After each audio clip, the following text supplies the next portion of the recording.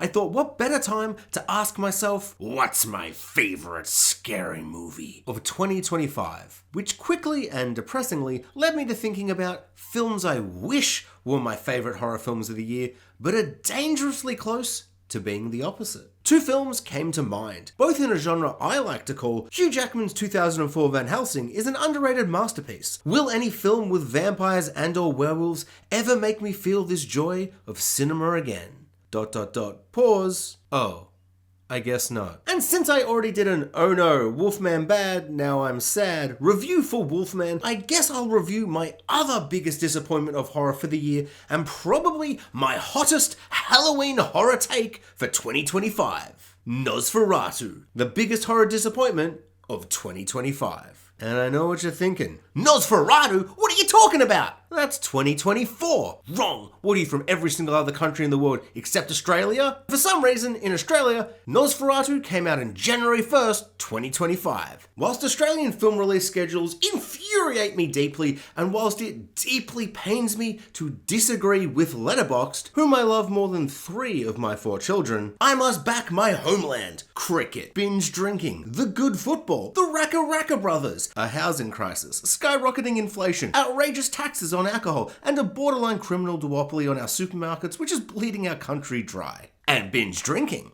And whilst this is far from a bad film, it is a film that deeply underwhelmed me. So pick up those pitchforks, Eggers fans, and let's get into this. I've been sitting on more like Yes-Feratu for weeks in hot anticipation for this film. Absolutely pains me to concede that Nosferatu is in fact the correct title for this film.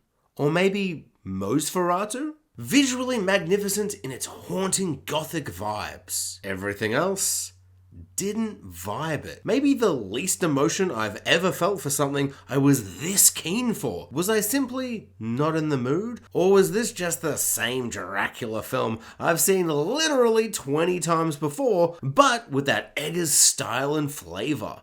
Man really knows how to make a film look and feel so unique and fresh and, Eggersy. Eggers really knows how to Eggers all over a film, and I respect that. I love how he frames his pictures. He really commits to the olden day times and places like no one else. But whilst he got so keen for the sets and the costumes, he forgot to make me care about anyone. This had powerfully and horribly similar vibes to Francis Ford Coppola's Dracula. Visually perfect, story and acting, no.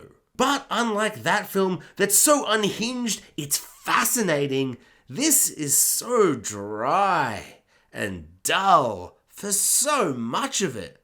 Why? Why and how is this so boring and long? The second act is glacial and dry, and like ugly Dracula's immortality, never ending. Also, it's way too faithful an adaptation. Nothing new to surprise or engage me outside of a wild upper lip choice, which, had I not known about prior, would have thrown me for such a loop. I never would have recovered, and I would probably have had to leave the cinema. That being said, kinda loved it. Really didn't think I would, but he kinda rocked it. And that leads me into a little fun segment I like to call Top 3 Mustaches!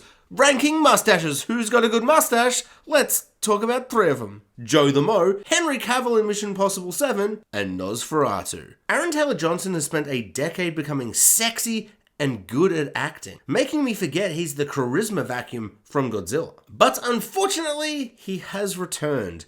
Some truly awful stuff that is at odds with every other performance in the film. Ugly Dracula, or as I fondly like to call him, Nossie, is devoid of emotion and barely a character. Where is the heart, or the fear, or the empathy? My only takeaway from his performance is he groans and breathes too much.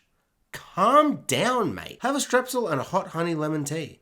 Cause oh boy, do you need it. Also, is it just me, but does he look like his brother from Vikings? Why did they make him look so similar to his brother? May as well saved money on makeup and just got that guy. I'm giving this bad boy 3 stars for respect of the vibe. If I'm honest, it's dangerously close to a 1 star because I don't know if I liked it at all and I wanted it to end for the entire back half, but it is a massive vibe.